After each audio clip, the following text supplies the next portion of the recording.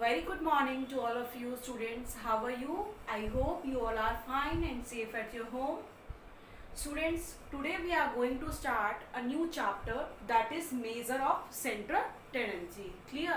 आज आपका स्टैटिस्टिक्स का आपका न्यू चैप्टर हम स्टार्ट कर रहे हैं, जो कि अब हमारा न्यूमेरिकल पोर्शन स्टार्ट हो रहा है और वो क्या है आपका measure of central tendency. Clear?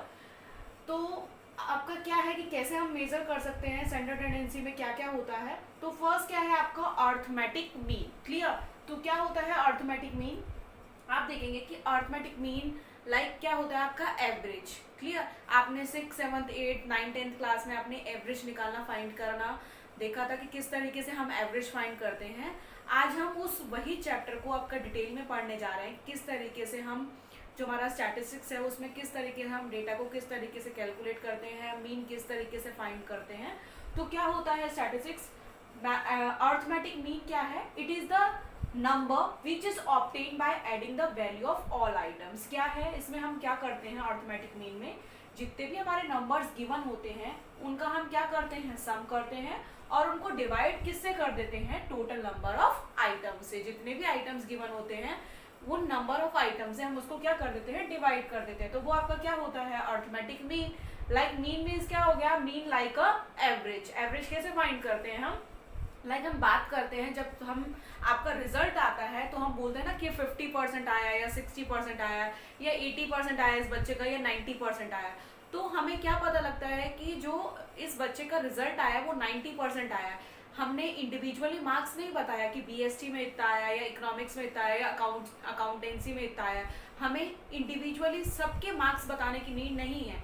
वो जो आपका एवरेज है या वो जो आपका मीन है वो आपके ऑल ओवर जो सब्जेक्ट्स है उसके रिजल्ट को क्या करता है, रिप्रेजेंट करता है. ठीक है? हम बोलते हैं कि इस जगह की पॉपुलेशन एवरेज इतना है, या फिर हम बात करते हैं कि जो हमारा सीबीएसई का रिजल्ट है वो एवरेज इतना परसेंट रहा. अगर हम इतने सारे स्टूडेंट्स जो हैं वो आपका मतलब एग्जाम दे रहे हैं तो हम एक इंडिविजुअल की तो बात नहीं कर सकते ना कि 2 लाख स्टूडेंट्स ने अगर एग्जाम दिया तो हम वहाँ पर कहाँ कहाँ का किस किस का डेटा रिप्रेजेंट करेंगे.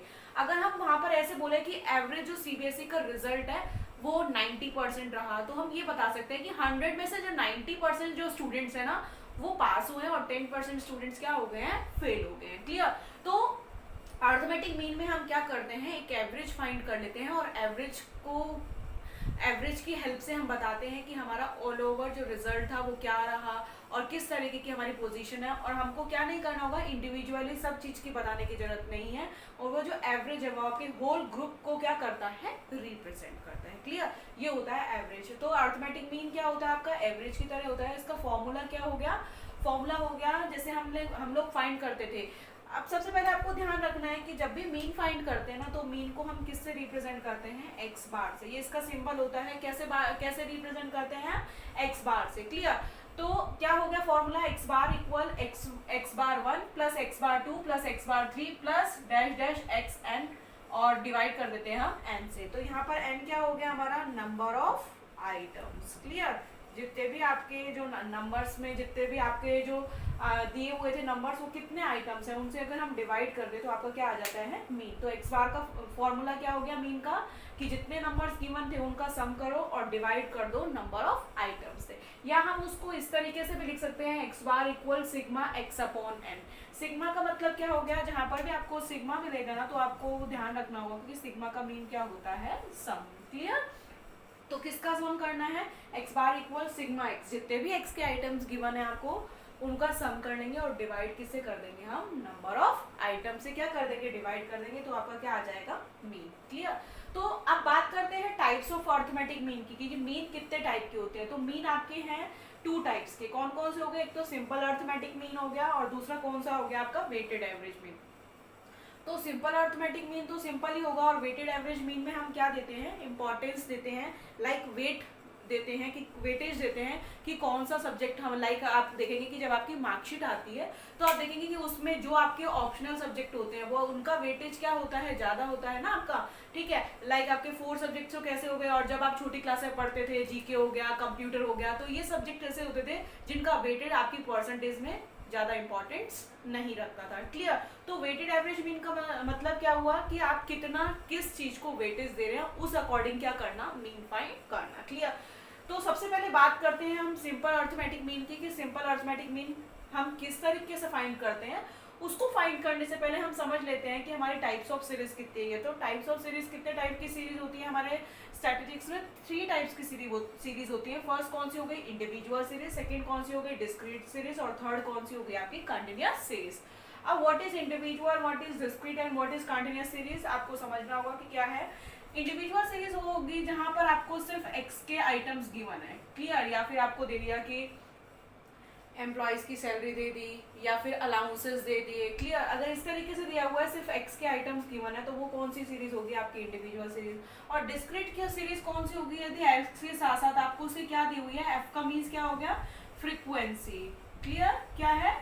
Frequency, clear. तो अगर आपको x के साथ साथ क्या दिया हुआ है? f भी दिया हुआ है, उसकी फ्रीक्वेंसी भी दी हुई है, तो वो कौन सी सीरीज है? डिस्क्रीट सीरीज है, ठीक है। और कंटिन्यूअस सीरीज कौन सी होगी? कंटिन्यूअस सीरीज में क्या होता है? अगर आपको क्लास इंटरवल दिया हुआ है लाइक 0 to 10, 10 to 20, 20 to 30, और इसके साथ साथ इसको क्या दी हुई है? फ्रीक्वेंसी की 0 to 10 जो नंबर थे वो कितने स्टूडेंट है? 2 हो गए। 10 to 20 में जितने भी स्टूडेंट्स है वो कितने हो गए? 3 हो गए। और 20 to 30 जिन्होंने मार्क्स ऑब्टेन करे हैं वो कितने स्टूडेंट्स हैं? 4 स्टूडेंट्स हैं। तो वो कौन सी सीरीज हो गई? आपकी कंटिन्यूअस सीरीज हो गई, क्लियर। अब बात करते हैं कि इंडिविजुअल सीरीज में हमको मीन कैसे फाइंड करते हैं। तो इंडिविजुअल सीरीज में भी मीन फाइंड करने के 3 मेथड हैं, डिस्क्रीट सीरीज में भी मीन फाइंड करने के 3 मेथड हैं, और जो आपकी कंटिन्यूअस सीरीज है उसमें भी मीन फाइंड करने के आपके 3 मेथड है। और वो कौन कौन से मेथड है आपके? एक तो हो गया डायरेक्ट मेथड, ठीक है। दूसरा कौन सा हो गया आपका? शॉर्टकट मेथड, इसको हम एज्यूम्ड मीन मेथड भी बोलते हैं, क्लियर। और थर्ड कौन सा हो गया आपका? स्टेप डेविएशन मेथड, ठीक है। तो आपके इंडिविजुअल सीरीज में भी मीन फाइंड करने के 3 मेथड है। फर्स्ट डायरेक्ट मेथड, दूसरा कौन सा हो गया? शॉर्टकट मेथड, और थर्ड कौन सा हो गया आपका? स्टेप डेविएशन मेथड, ठीक है। तो हमने सबसे पहले सीरीज देखी। अब सीरीज कितने टाइप की थी? 3, individual, discrete and continuous series, ठीक है। इंडिविजुअल सीरीज में भी मीन फाइंड करने के 3 मेथड है। फर्स्ट कौन सा हो गया? डायरेक्ट, सेकंड कौन सा हो गया? शॉर्टकट, और थर्ड कौन सा हो गया आपका? Step deviation method. इसी तरीके से डिस्क्रीट में भी कितने आपके 3 मेथड है, और कंटिन्यूअस सीरीज में भी आपके कितने मेथड हो गए? 3 मेथड हो गए। तो आपको 9 मेथड देखने हैं, ठीक है। अब इंडिविजुअल सीरीज कहाँ पर यूज में होती है? जहां पर आपको बहुत ही छोटे छोटे नंबर्स दिए हुए होते हैं ना, तो वहां पर वो सीरीज आपकी कौन सी होगी? Individual series. और इंडिविजुअल सीरीज में हमेशा आपको डायरेक्ट मेथड यूज में लेना है। किसी भी तरीके से आपको ज्यादा सोचने की जरूरत नहीं है कि आप शॉर्टकट मेथड लें यूज में या स्टेप डाइवर्शन लें, आपको ज्यादा घूमने की जरूरत नहीं है। जब भी इंडिविजुअल सीरीज है तो आप डायरेक्ट मेथड से ही हमेशा मीन फाइंड करेंगे, तो इजीली आपका मीन फाइंड हो जाएगा, ठीक है। और डिस्क्रीट और कंटिन्यूअस सीरीज की बात आएगी तो मैं आपको बता दूंगी किस तरीके से शॉर्टकट मेथड को अप्लाई करना है, किस तरीके से स्टेप डाइवर्शन मेथड को करना है। हालांकि इंडिविजुअल सीरीज में भी आपको तीनों मेथड बताऊंगी, लेकिन जब भी क्वेश्चन आता है और आपको मेथड गिवन नहीं है तो हमेशा आप कौन से मेथड से फाइंड करेंगे मीन को? डायरेक्ट मेथड से, clear. Now we will see how we find mean with the help of direct method. So we see first question with the help of direct method. Direct method से हमको जब mean find करना है तो सबसे पहले हमें फॉर्मूला देखना होगा कि फॉर्मूला क्या होता है। फॉर्मूला होता है x bar equal sigma x upon n। x bar का मतलब क्या हो गया? मीन हो गया, और सिग्मा x का मतलब जितने भी x के आइटम गिवन थे उनका सम करना है, और n इक्वल क्या हो गया? Number of items, clear. अब क्या दिया हुआ है? क्वेश्चन नंबर 1 है, इसको डायरेक्ट मेथड से हमें फाइंड करना है, मीन फाइंड करना है। पॉकेट अलाउंस दिया हुआ है, ठीक है। पॉकेट अलाउंस दिए हुए हैं तो x के नंबर दिए हुए हैं 15, 20, 30, 22, 25, 18, 40, 50, 55 और 65। तो हम काउंट कर लेते हैं 1, 2, 3, 4, 5, 6, 7, 8, 9 एंड 10। कितने नंबर दिए हुए हैं? हमें 10 नंबर्स गिवन है, क्लियर। अब पॉकेट अलाउंस दिया हुआ है और डायरेक्ट मेथड से हमें मीन फाइंड करना है, तो हमें पता है कि डायरेक्ट मेथड से मीन फाइंड करने का फॉर्मूला होता है x bar equal sigma x upon n। सबसे पहले हमने फॉर्मूला लिखा, ठीक है। अब हमें पता है कि हमें क्या फाइंड करना है? सिग्मा x फाइंड करना है, और सिग्मा x का मतलब क्या होता है कि जितने भी x के आइटम है उनका क्या करना है? सम करना है, क्लियर। सबसे पहले आप क्या करेंगे? इस तरीके से सम कर सकते हैं 50 प्लस 20 प्लस 30, 22, 25। अगर किसी का मैथ्स अच्छा है तो वो इस तरीके से भी ऐड कर सकता है। अगर आपका मैथ्स अच्छा नहीं है तो आप क्या करेंगे? जो भी नंबर्स गिवन होंगे उन्हें अरेंज अच्छे से करेंगे। इट मीन्स 1 प्लेस के नीचे 1 प्लेस आना चाहिए और 10 प्लेस के नीचे 10 प्लेस आना चाहिए, क्लियर। जो भी नंबर्स हैं। तो हम पहले सबसे पहले वंस वाले को सम कर लेंगे, फिर क्या कर लेंगे, टेंस वाले को सम कर लेंगे, ठीक है। फिर जो आता है वो हमारा क्या हो जाएगा, सिग्मा एक्स। अब हम सबसे पहले सम करते हैं।